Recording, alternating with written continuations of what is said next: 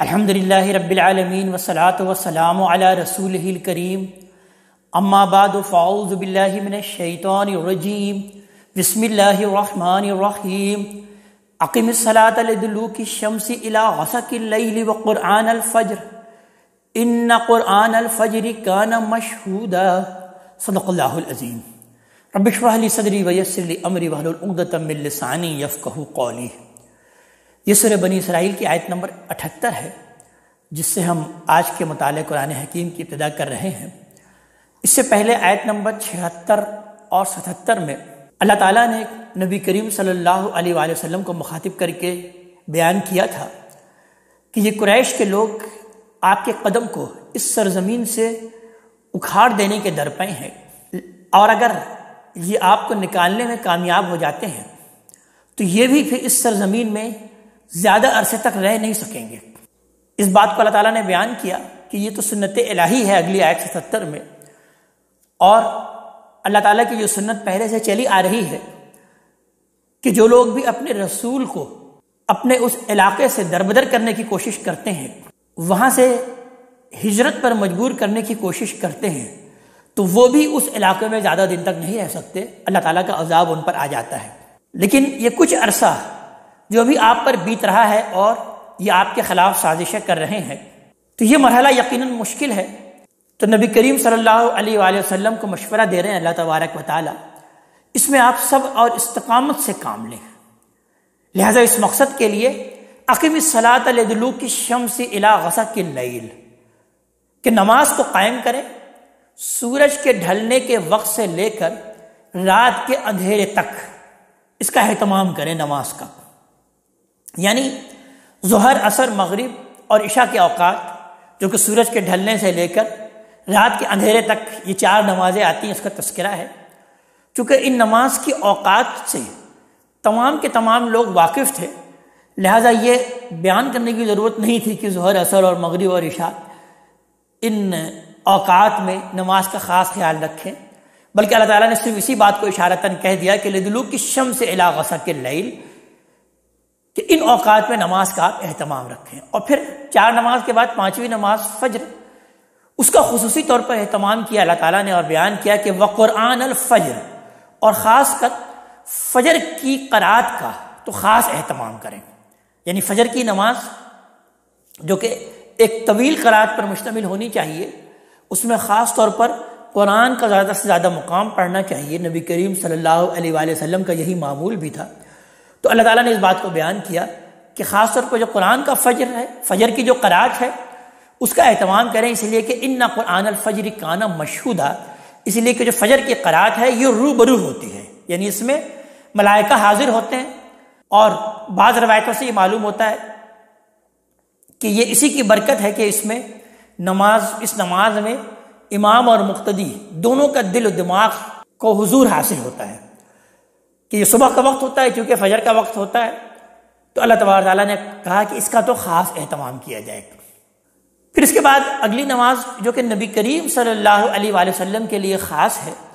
اللہ تعالیٰ نے اس کا تذکرہ کیا کہ آپ کے لیے تو یہ فرض ہے، لیکن باقی تمام لوگوں کے لیے وہ نفل کی حیثیت رکھتی ہے، اور وہ ہے رات کی نماز کہ وَمِنَ اللَّيْلِ فَتَهَجَّدْ بِهِ نَافِلَةً لَكَ،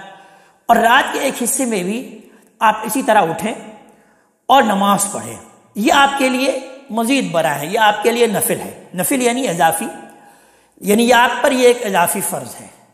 یعنی جیسا کہ میں نے عرض کیا کہ یہ تہجد کی نماز کا اہتمام نبی کریم صلی اللہ علیہ وآلہ وسلم پر ضروری تھا، بالکل اسی طرح کہ جس طرح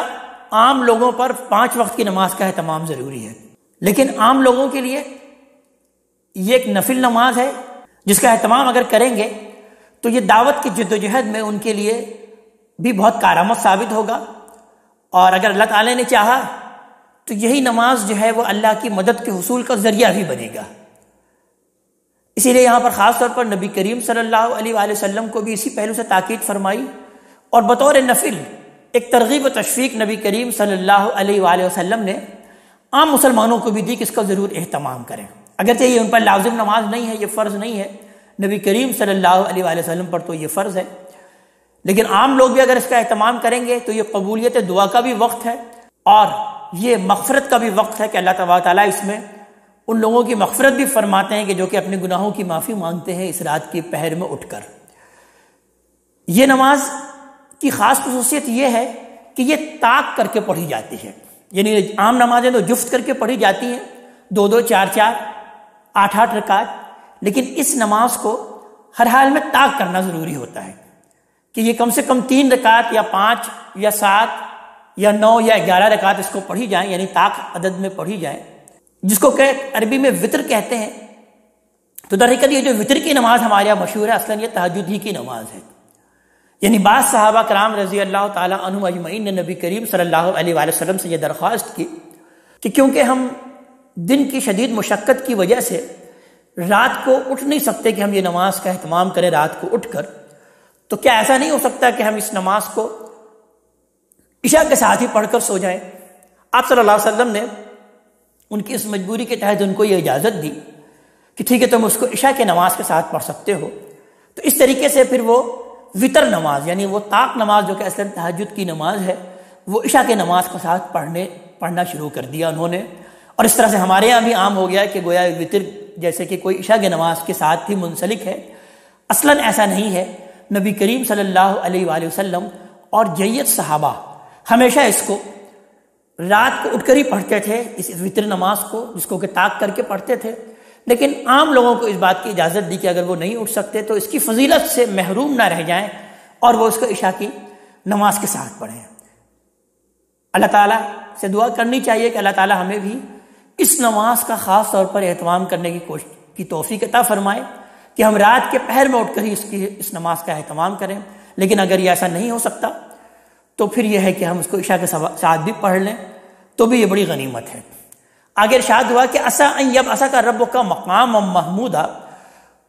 اور آپ امید رکھیں کہ آپ کا رب قیامت کے دن آپ کو اس طرح اٹھائے گا کہ یہ اٹھانا محمود خلائق ہوگا۔ مطلب یہ ہے کہ آج آپ کی مخالفت اور مذمت میں یہ خوب آگے بڑھ چڑھ کر حصہ لے رہے ہیں، شور غوغا انہوں نے برپا کیا ہوا ہے، لیکن آپ اپنے موقف پر ڈٹے رہیں، یہ جو آپ کا حق کا موقف ہے، موقف حق پر ڈٹے رہیں، اور نمازوں کا بالخصوص تہجد کا خاص اہتمام کریں، اور یہ توقع رکھیں کہ آپ کا رب آپ کو اس حال میں اٹھائے گا کہ ایک عظیم امت کی زبانوں پر آپ کے لیے ترانہ حمد ہوگا، اور اللہ کے پاس بھی آپ کی یہ کوشش، آپ کی یہ مساعی محمود اور مشکور ہوگی۔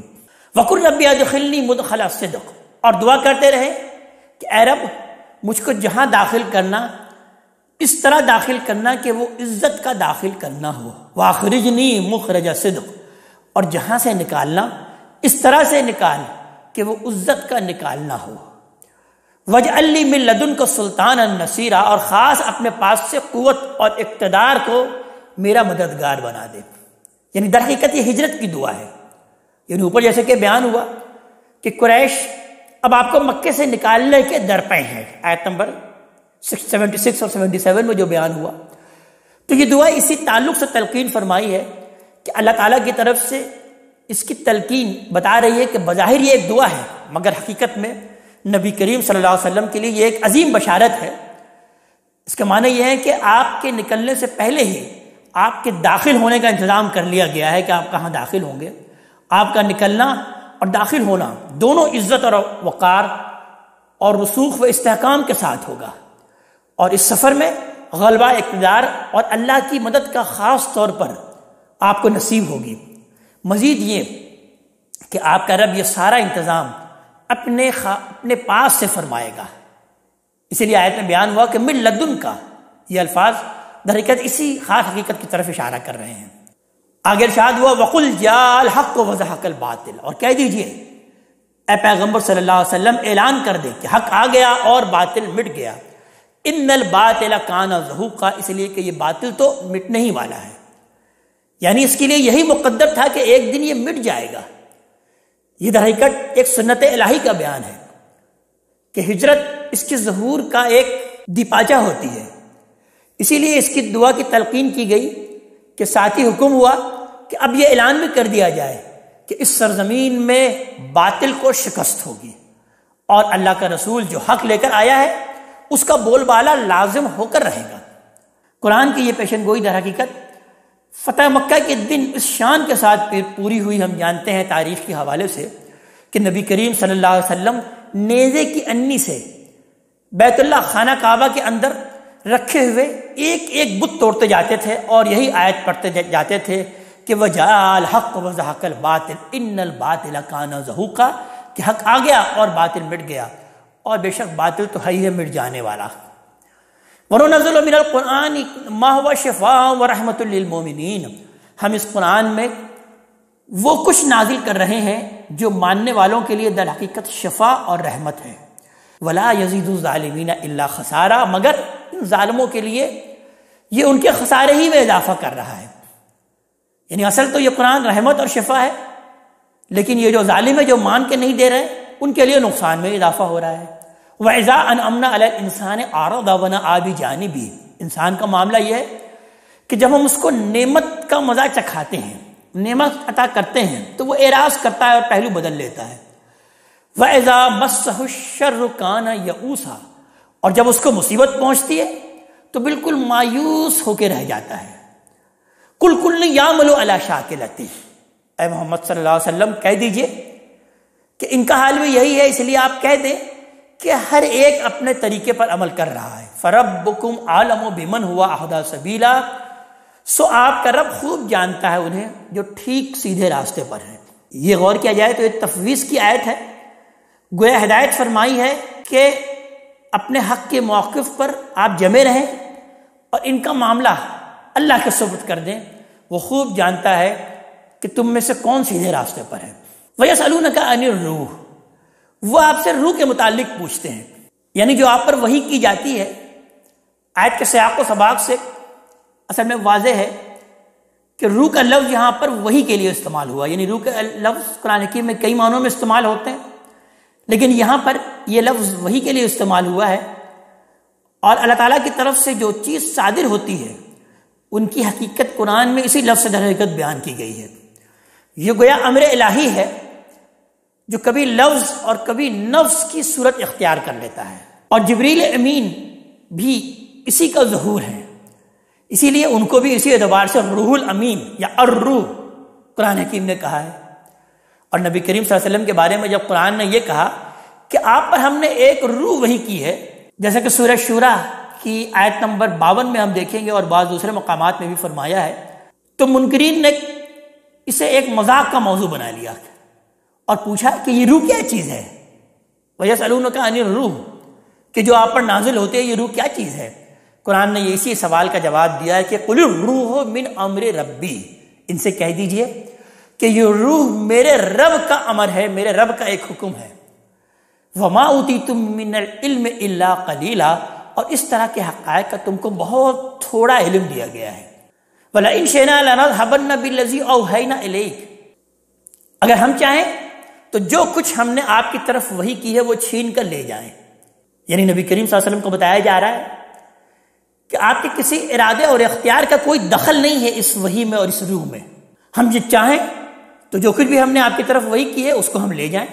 ثم لا تجد لك به علينا وکیلا، پھر اس کے لیے آپ ہمارے مقابلے میں اپنا کوئی مددگار نہ پائیں گے، کوئی آپ کو مدد کرنے والا ملے۔ الا رحمتا من ربک، سوائے یہ صرف آپ کے رب کی رحمت ہے کہ آپ اس سے سرفراز ہوئے ہیں، اس روح سے اور اس وحی سے۔ انا فضلہ کان علیک کبیرا، اور حقیقت یہ ہے کہ اس کا فضل آپ کے اوپر بہت بڑا ہے۔ ان آیتوں میں غور کیا جائے تو خطاب تو بظاہر نبی کریم صلی اللہ علیہ وسلم سے ہے، لیکن جو بات فرمائی گئی ہے وہ انہی لوگوں کو سنانا مقصود ہے جن کا سوال در حقیقت اوپر نقل ہوا ہے۔ تو ان سے کہا گیا ہے کہ یہ کلام نہ پیغمبر نے گھڑا ہے، نہ اس کے نزول میں اس پیغمبر کی کسی کوشش کو کوئی دخل ہے، یہ سراسر در حقیقت ہمارا تصرف اور ہماری عنایت ہے۔ یعنی اللہ تعالیٰ اپنی طرف اس بات کو بیان فرما رہے ہیں کہ یہ ہماری در حقیقت عنایت ہے، اور اگر ہم اس کو چھین لیں، لے جائیں، تو پیغمبر کی طاقت نہیں ہے کہ وہ اس طرح کا کلام اپنے پاس سے تصنیف کر کے پیش کر سکے۔ لہذا آگے ارشاد ہوا قُلْ لَئِنِ اجْتَمَعَتِ الْإِنسُ وَالْجِنُّ، آپ کہہ دیجئے کہ اگر سارے انسان اور سارے جن اکٹھے ہو جائیں، أَلَا أَن يَأْتُوا بِمِثْلِ هَذَا الْقُرْآنِ، کہ ایسا قرآن بنا کے لے آئیں، لا یاتون بمثلہ، تو اس جیسا قرآن نہ لا سکیں گے۔ وَلَوْ كَانَ بَعْضُهُمْ لِبَعْضٍ ظَهِيرًا، خواہ وہ ایک دوسرے کے مددگار بن جائیں۔ یہ چیلنج اصل میں اس لحاظ سے ہے کہ اپنی ہدایت، اپنے مضامین اور مباحث اور اپنے اسلوب بیان اور اپنے طرز استدلال کے لحاظ سے قرآن در حقیقت جس شان کا کلام ہے، اس شان کی کوئی چیز بھی تمام جن اور تمام انسان مل کر بھی زور لگائیں تو بھی پیش نہیں کر سکتے۔ لہٰذا یہ حقیقت ہے کہ پچھلے 1400 سال میں کوئی شخص کبھی بھی اس کی جسارت نہیں کر سکا، اور ہم دیکھتے ہیں کہ اس طرح کی جتنی کوششیں کی بھی گئیں وہ سب قرآن کے سامنے رکھ کر اس کے اسلوب کی در حقیقت نقالی کی کوشش ہے، اور یہ کوشش بھی سراسر ناکام ہوئی، اور ان کے کرنے والے جو کر رہے تھے وہ مذاقی کا نشانہ بن کر رہ گئے۔ وَلَقَدْ صَرَّفْنَا لِلنَّاسِ فِي هَذَا الْقُرْآنِ مِنْ كُلِّ مَثَلٍ، ہم نے اس قرآن میں لوگوں کے لیے طرح طرح سے ہر قسم کی مثالیں، یعنی ہر قسم کی حکمت کی باتیں بیان کی ہیں۔ فَأَبَىٰ أَكْثَرُ النَّاسِ إِلَّا كُفُورًا، پھر بھی اکثر لوگ انکار کیے بغیر نہیں رہ رہے۔ وَقَالُوا لَن نُّؤْمِنَ لَكَ، انہوں نے کہہ دیا ہے کہ ہم آپ کی بات نہیں مانیں گے، حَتَّىٰ تَفْجُرَ لَنَا مِنَ الْأَرْضِ يَنبُوعًا، جب تک کہ آپ ہمارے لیے زمین میں کوئی چشمہ نہ جاری کر دیں، اور تکون لک جنۃ من نخیل وعنب، یا آپ کے لیے کھجوروں اور انگوروں کا کوئی باغ پیدا نہ ہو جائے، فتفجر الانہار خلالها تفجیرا، پھر اس کے بیچ میں آپ بہت سی نہریں نہ دوڑا دیں، اور تسقط السماء کما زعمت علینا کسفا، یا جیسا کہ آپ کہتے ہیں ہمارے اوپر ٹکڑے ٹکڑے آسمان نہ گرا دیں، اور تأتی باللہ والملائکۃ قبیلا، یا اللہ اور اس کے فرشتوں کو لا کر ہمارے سامنے کھڑا نہ کر دیں، اور یکون لک بیت من زخرف، یا آپ کے پاس سونے کا کوئی گھر نہ ہو جائے،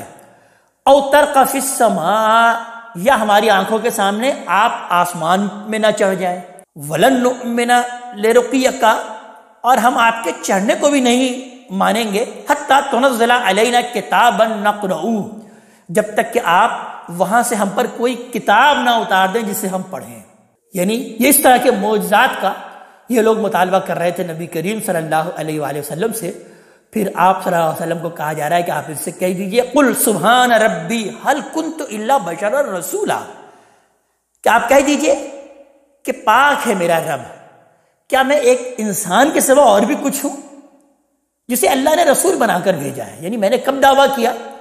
کہ میں ان سارے کے سارے معجزات اور میرے اندر اللہ تعالیٰ نے کچھ اس طرح کی ماورائی قوتیں رکھ دی ہیں کہ میں سارے کے سارے معجزات تمہیں دکھا سکتا ہوں؟ میں تو تمہاری طرح کا ایک انسانی ہوں، صرف فرق یہ ہے کہ مجھے اللہ تعالیٰ نے رسول بنا کر بھیجا، میں نے اس کے علاوہ اور کیا دعویٰ کیا؟ وما منع الناس ان یؤمنوا اذ جاءهم الہدی، جب ان کے پاس ہدایت آ گئی تو ان لوگوں کے ایمان لانے میں یہی چیز رکاوٹ بن گئی کہ الا ان قالوا ابعث اللہ بشرا رسولا، کہ انہوں نے کہہ دیا کہ کیا اللہ نے ایک انسان کو رسول بنا کر بھیجا ہے؟ یعنی یہ ہے کہ ان کا یہی اعتراض تھا کہ اللہ تعالیٰ کو اگر بھیجنا تھا تو ہم جیسا ایک انسان کو کیوں رسول بنا کر بھیجا؟ قل لو کان فی الارض ملائکۃ یمشون مطمئنین، ان سے کہہ دیجئے کہ اگر زمین میں فرشتے ہوتے کہ اطمینان کے ساتھ چل پھر رہے ہوتے، یعنی زمین میں فرشتے تو ہوتے ہیں، آتے رہتے ہیں اللہ کے حکم سے، لیکن جس طرح سے انسان بستے ہیں اطمینان سے چل رہے ہوتے ویسے زمین میں فرشتے بس رہے ہوتے چلتے پھرتے، لنزلنا علیہم من السماء ملکا رسولا، تو ہم آسمان سے ان پر کسی فرشتے ہی کو رسول بنا کر اتارتے۔ قل کفی باللہ شہیدا بینی و بینکم، کہہ دیجئے کہ اللہ میرے اور تمہارے درمیان گواہی کے لیے کافی ہے، یہ جو میں دعوت دے رہا ہوں اس کا گواہ اللہ تبارک تعالیٰ یا اللہ ہی کافی ہے۔ انہ کان بعبادہ خبیرا بصیرا، اس میں شک نہیں کہ وہ اپنے بندوں کو جاننے والا ہے اور ان کو دیکھ رہا ہے۔ ومن یہد اللہ فہو المہتد، حقیقت یہ ہے کہ جس کو اللہ اپنے قانون کے مطابق ہدایت سے بہرائے یاب کرے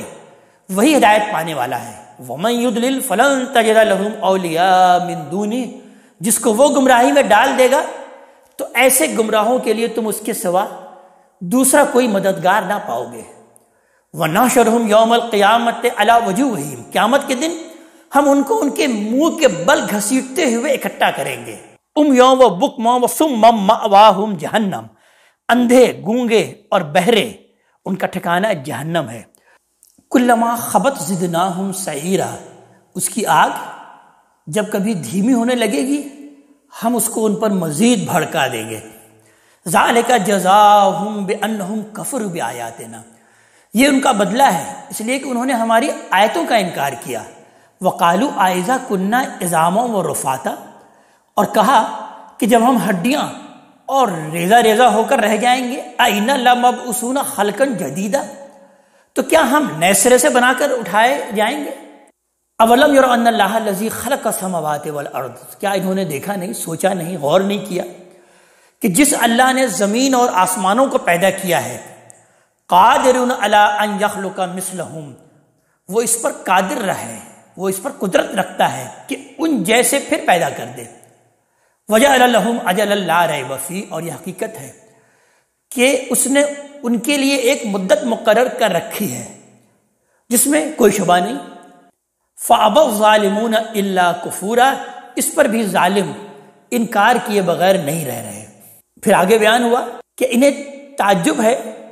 کہ اللہ نے یہ عنایت آپ پر کیوں فرمائی ہے، آپ صلی اللہ علیہ وسلم پر، تو اس کا جواب دلایا جا رہا ہے نبی کریم صلی اللہ علیہ وآلہ وسلم سے کہ قل لو انتم تملکون خزائن رحمت ربی، کہ ان سے کہہ دیجئے کہ اگر میرے رب کی رحمت کے خزانے تمہارے ہاتھ میں ہوتے، اذا لامسکتم خشیۃ الانفاق، تو خرچ ہو جانے کے ڈر سے تم ضرور ان کو روک روک کے رکھے رہتے۔ وکان الانسان قتورا، اور حقیقت یہ ہے کہ انسان بڑا ہی تنگ دل واقع ہوا ہے، یعنی تمہارے پاس اگر یہ خزانے ہوتے تو تم تو اس کو روک کے رکھتے، کسی کو نہ دیتے۔ یعنی مطلب یہ ہے کہ اگر تم تنگ دل ہو تو تم نے اللہ کو بھی اپنے جیسا کیوں گمان کر رکھا ہے کہ وہ بھی ایسے ہی تنگ دل ہوگا، معاذ اللہ۔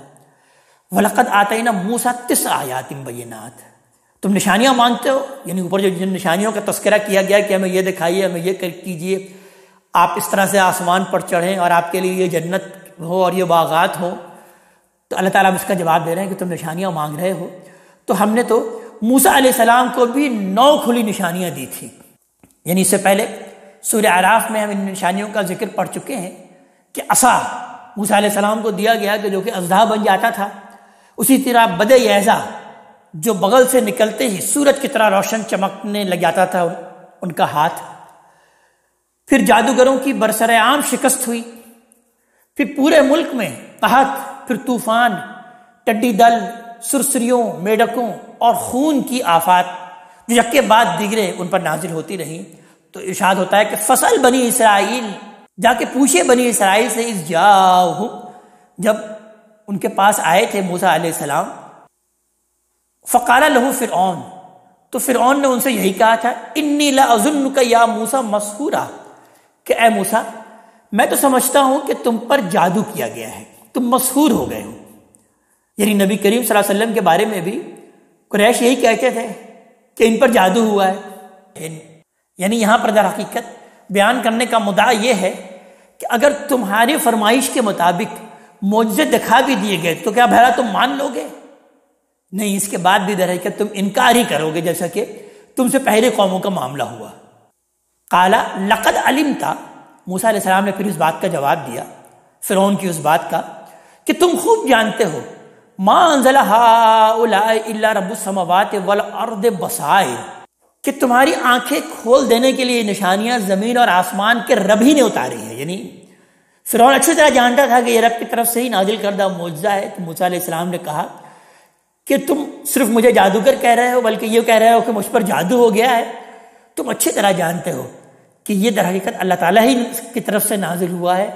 اللہ تعالیٰ نے تمہاری آنکھیں کھولنے کے لیے دکھائی ہیں۔ اور وَإِنِّي لَأَظُنُّكَ يَا فِرْعَوْنَ مَصْبُورًا، اور میں سمجھتا ہوں کہ اے فرعون کہ تم ایک ہلاکت زدہ آدمی ہو، تم ہلاک ہو جانے والے ہو۔ یعنی فرعون نے کہا تھا کہ یا موسیٰ مسحورا، کہ اے موسیٰ میں سمجھتا ہوں کہ تم مسحور ہو، تم پر جادو کیا گیا ہے۔ تو اسی وزن پر موسیٰ علیہ السلام نے جواب دیا کہ میں یہ غور کرتا ہوں، میں یہ سمجھتا ہوں یا فرعون مصبورا، کہ تم ایک ہلاکت زدہ انسان ہو۔ فَأَرَادَ أَن يَسْتَفِزَّهُم مِّنَ الْأَرْضِ، اس کے بعد فرعون نے ارادہ کر لیا کہ بنی اسرائیل کو زمینی سے اکھاڑ پھینکیں۔ فَأَغْرَقْنَاهُ وَمَن مَّعَهُ جَمِيعًا، تو وہ زمین سے بنی اسرائیل کو کیا اکھاڑ پھینکتے؟ اللہ تعالیٰ بیان فرما رہے ہیں کہ ہم نے اس کو اور جو اس کے ساتھ تھے سب کو غرق کر دیا۔ وَقُلْنَا مِن بَعْدِهِ لِبَنِي إِسْرَائِيلَ اسْكُنُوا الْأَرْضَ، اور اس کے بعد بنی اسرائیل سے کہا کہ اب تم زمین میں اطمینان کے ساتھ رہو۔ فَإِذَا جَاءَ وَعْدُ الْآخِرَةِ جِئْنَا بِكُمْ لَفِيفًا، پھر جب آخرت کا وعدہ آ جائے گا، آخرت کا وقت آئے گا، تو ہم تم سب کو اکٹھا کر کے حاضر کریں گے۔ یہ در حقیقت قرآن نے اپنے اسلوب کے مطابق، جو قرآن کا خاص اسلوب ہے، آخرت کی یاد دہانی کرا دی کہ اس وقت جو کامیابی تمہیں حاصل ہوئی ہے اس کی خوشی میں اسے بھول نہ جاؤ، اس لیے کہ اصل کامیابی در حقیقت آخرت کی کامیابی ہے۔ وَبِالْحَقِّ أَنزَلْنَاهُ وَبِالْحَقِّ نَزَلَ، ہم نے اس قرآن کو حق کے ساتھ نازل کیا ہے اور حق کے ساتھ ہی اترا ہے۔ یہ یعنی اس طرح اترا ہے کہ اس میں کسی باطل کی کوئی آمیزش نہ آگے سے آ سکتی نہ پیچھے سے۔ اس قرآن حکیم کی ہر بات بالکل قطعی ہے، اور یہ قرآن حکیم علم حقیقی لے کر آیا ہے۔ اور وَمَا أَرْسَلْنَاكَ إِلَّا مُبَشِّرًا وَنَذِيرًا، اور جہاں تک آپ کا تعلق ہے محمد صلی اللہ علیہ وسلم، ہم نے آپ کو صرف اس لیے بھیجا ہے کہ آپ ماننے والوں کے لیے خوشخبری دے دیں اور نہ ماننے والوں کو خبردار کر دیں۔ بشیر اور نذیر بنا کر ہی ہم نے آپ کو بھیجا ہے۔ آپ کا کام یہ ہے کہ آپ اس قرآن حکیم کے ذریعے سے جو اس پر ایمان لانے والے ہیں ان کو بشارت دے دیں، اور جو اس کا انکار کرنے والے ہیں ان کو خبردار کر دیں، ان کو متنبہ کر دیں۔ وَقُرْآنًا فَرَقْنَاهُ لِتَقْرَؤُهُ عَلَى النَّاسِ عَلَى مُقْسٍ، اور اس قرآن کو ہم نے تھوڑا تھوڑا کر کے اس لیے نازل کیا ہے کہ آپ ٹھہر ٹھہر کر اسے لوگوں کو سنائیں۔ وَنَزَّلْنَاهُ تَنزِيلًا، اور اسی مقصد کے لیے ہم نے اس کو نہایت اہتمام کے ساتھ نازل کیا ہے۔ یہ در حقیقت انکار کرنے والوں کے اس اعتراض کا جواب اللہ تعالیٰ یہاں پر دے رہے ہیں کہ اللہ کو کسی تیاری کی ضرورت نہیں تھی، یعنی وہ یہ کہتے تھے کہ اللہ کو تو کسی تیاری کی ضرورت نہیں تھی، پھر یہ قرآن تھوڑا تھوڑا کر کے کیوں نازل کیا گیا؟ اس کے تو معنی یہی ہے کہ یہ حالات کے مطابق محمد صلی اللہ علیہ وسلم سوچتے ہیں اور جتنا تیار کر پاتے ہیں اتنا آ کر ہمیں سنا دیتے ہیں۔ تو اللہ تعالیٰ نے جواب دیا ہے کہ یہ تمہارے حالات اور تمہاری قوت فہم کی رعایت سے ہے، اور اس لیے ہے کہ ہم اسے بتدریج تمہارے فکر اور عمل کا در حقیقت جز بنا دینا چاہتے ہیں، اس لیے ہم تھوڑا تھوڑا کر کے اس کو نازل کرتے ہیں۔ ہم چاہیں تو اکٹھے بھی نازل کر سکتے ہیں۔ قُلْ آمِنُوا بِهِ أَوْ لَا تُؤْمِنُوا، بس آپ ان سے کہہ دیجئے کہ تم اس پر ایمان لاؤ یا نہ لاؤ۔ إِنَّ الَّذِينَ أُوتُوا الْعِلْمَ مِنْ قَبْلِهِ، جن لوگوں کو اس سے پہلے ان کے رب کی طرف سے یہی علم دیا گیا تھا، اذا یتلی علیہم یخرون للاذقان سجدا، انہیں جب یہ سنایا جاتا تھا تو وہ ٹھوڑیوں کے بل سجدے میں گر جاتے ہیں۔ یعنی ایسے ہیں اہل کتاب میں سے کچھ لوگ، ان کو پہلے کتاب دی گئی ہے، ان کو جب یہ قرآن سنایا جاتا ہے تو وہ تو اپنی ٹھوڑیوں کے بل جھک جاتے ہیں، سجدے میں گر جاتے ہیں۔ وَيَقُولُونَ سُبْحَانَ رَبِّنَا، اور پکار اٹھتے ہیں کہ ہمارا رب پاک ہے، یہ اسی کا وعدہ تھا، اور ان کانا وعد ربنا لمفعولا، اور ہمارے رب کا وعدہ تو ہر حال میں پورا ہونا ہی تھا۔ وَيَخْرُونَ لِلْأَذْقَانِ يَبْكُونَ، اور اس کو سن کر وہ روتے ہوئے ٹھوریوں کے بل گر جاتے ہیں۔ وَيَزِيدُهُمْ خُشُوعًا، اور یہ ان کے خشوع کو اور زیادہ کر دیتا ہے یہ قرآن حکیم۔ یہ آیت سجدہ ہے، لہٰذا یہاں پر ہمیں سجدہ بھی کر لینا چاہیے۔ انہیں اس پر اعتراض ہے کہ آپ اللہ کو رحمان کیوں کہتے ہیں؟ ابھی ان کے ایک اور اعتراض کا جواب دیا جا رہا ہے۔ اور یہ اعتراض حقیقت کیوں پیدا ہوا؟ اس کی وجہ اصل میں یہ تھی کہ اہل عرب بھی اگرچہ اللہ تعالیٰ کے لیے اللہ اور رحمان دونوں نام استعمال کرتے تھے، یہ معروف تھا، لیکن یہ جو رحمان کا نام ہے یہ اہل کتاب کے ہاں زیادہ معروف تھا۔ اس سے یہ نقطہ پیدا کر لیا گیا کہ یہ ہمارے مذہب اور ہماری روایت پر در حقیقت اہل کتاب کے مذہب اور روایت کو یہ مسلط کرنے کی یہ سازش کر رہے ہیں محمد صلی اللہ علیہ وسلم،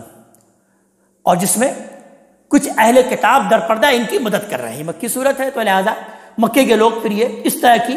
باتیں بناتے تھے، تو لہذا نبی کریم صلی اللہ علیہ وسلم سے کہا جا رہا ہے کہ ان کو جواب دے دیجئے کہ قُلِ ادعوا اللَّهَ أَوِ ادعوا الرَّحْمَٰنَ، ان سے کہہ دیجئے کہ اللہ کہہ کر پکارو یا رحمان کہہ کر پکارو۔ ایام تدعو فلہ الاسماء الحسنی، جس نام سے بھی تم پکارو گے سب اچھے نام اسی کے ہیں۔ یعنی ایک رحمانی نہیں ہے اللہ تعالیٰ کا نام، اس کے اور بھی بہت سارے اچھے نام ہیں، تمام اچھی صفات، تمام اچھے نام، در حقیقت سب نام اللہ تبارک تعالیٰ ہی کے لیے ہیں۔ خواہ تم اسے رحمان کہہ کے پکارو، خواہ اللہ کہہ کر پکارو، کوئی فرق نہیں پڑتا۔ پھر آگے بیان ہوا کہ اوپر جو خاص نماز نبی کریم صلی اللہ علیہ وسلم کو ہدایت کی گئی ہے، یعنی تہجد کی نماز، اس کے بارے میں اللہ تبارک تعالیٰ اپنا ایک اصول بیان فرما رہے ہیں کہ وَلَا تَجْهَرْ بِصَلَاتِكَ وَلَا تُخَافِتْ بِهَا، آپ اپنی اس نماز کو نہ تو بہت زیادہ بلند آواز سے پڑھیں اور نہ باہی بہت ہی پست آواز سے پڑھیں. وابتغی بین ذالک سبیلا، بلکہ ان دونوں کے درمیان کا طریقہ اختیار کریں. یعنی وہی جو تہجد کی نماز جس کا کہ تذکرہ ہوا، اور اس آیت میں یہاں پر صلاتکا کہ آپ کی جو نماز ہے اس لفظ اللہ تبارک تعالیٰ نے اس کو بیان کیا. تو عام نمازوں سے طریقے اس کا کوئی تعلق نہیں. عام نماز میں جو سری نمازیں جو جہری نمازیں وہ سب ہم جانتے ہیں، معلوم ہے، معروف ہے کہ کہاں پر ہمیں خاموشی اختیار کرنی ہے اور کہاں پر ہمیں بلند آواز سے پڑھنا ہے. لیکن خاص طور پر یہ تہجد کی نماز کے بارے میں اللہ تبارک تعالیٰ کی خاص ہدایت ہے کہ اس کو بالکل ہی دبے الفاظ سے بھی نہیں پڑھنا چاہیے اور بہت ہی زیادہ بلند آواز سے بھی نہ پڑھیں، بلکہ درمیان کی آواز سے اس کو پڑھا جائے. نبی کریم صلی اللہ علیہ وسلم کو بھی اسی طریقے کا پابند کیا گیا، اور بعض روایتوں سے معلوم ہوتا ہے کہ نبی کریم صلی اللہ علیہ وآلہ وسلم نے صحابہ کرام رضی اللہ تعالیٰ عنہم اجمعین کو بھی اسی طریقے سے اس کا پابند کیا کہ جب وہ تہجد پڑھیں تو نہ تو بہت زیادہ بلند آواز سے اس کا اہتمام کریں، اور نہ ہی یہ کہ ایسی خاموش آواز سے پڑھیں کہ اپنے ہی کان کو اس کی آواز نہ آئے، بلکہ یہ ہے کہ ایک درمیانی آواز اختیار کرنا چاہیے تہجد کی نماز جو کہ رات کو اٹھ کر خصوصاً پڑھی جاتی ہے. قل الحمدللہ، اور آپ اعلان کر دیں کہ شکر اور ثنا اللہ تبارک تعالیٰ ہی کے لیے ہے. الذی لم یتخذ ولدا، وہ اللہ تعالیٰ جو کہ کوئی اولاد نہیں رکھتا، اس کی کوئی اولاد نہیں ہے. ولم یکن لہ شریک فی الملک، نہ اس کی بادشاہی میں اس کا کوئی شریک ہے. ولم یکن لہ ولی من الذل، نہ اس کو کمزوری کی وجہ سے کسی مددگار کی ضرورت ہے. یعنی ہمیں تو کسی دوست کی ضرورت ہے. ولی کا لفظ یہاں پر آیا جس کے معنی دوست کے بھی ہوتے ہیں، تو اس کو کسی کمزوری کی وجہ سے کسی دوست کی بھی ضرورت نہیں ہے. یعنی ہمیں دوست کی ضرورت ہوتی ہے وہ اس لیے ہوتی ہے کہ ہماری کچھ کمزوری لاحق ہے، تاکہ وہ کسی مصیبت کے وقت، کسی ہماری پریشانی کے وقت وہ میرے کام آئے، اس لیے ہم دوست بناتے ہیں. لیکن اللہ تعالیٰ بھی اپنا دوست بناتا ہے، لیکن وہ اپنی کسی کمزوری کی وجہ سے نہیں بناتا. اس کو اپنی کسی کمزوری کی وجہ سے کسی مدد کی ضرورت نہیں پڑتی. اس بات کو بیان کیا جا رہا ہے کہ وہ بہت بلند و بالا ہے اللہ تبارک و تعالیٰ، اور اس کے دوست بھی ہیں لیکن وہ کسی کمزوری کی وجہ سے نہیں ہے. اور آخری بات بیان کی جا رہی ہے کہ وَكَبِّرْهُ تَكْبِيرًا، اور آپ اسی اللہ تعالیٰ ہی کی تکبیر کیجئے، اسی کی بڑائی بیان کیجئے. جس طرح کی اس کی بڑائی بیان کرنے کا حق ہے ویسے ہی اللہ تبارک تعالیٰ کی بڑائی بیان کیجئے، اس کی تکبیر بیان کیجئے. اس آیت پر یہ سورہ مبارکہ سورہ بنی اسرائیل اپنے ختام کو پہنچی. اللہ تعالیٰ ہمیں اپنے کلام کا فہم عطا فرمائے اور عمل کی توفیق عطا فرمائے. اقول قولی ھذا واستغفر اللہ لی ولکم ولسائر المسلمین والمسلمات.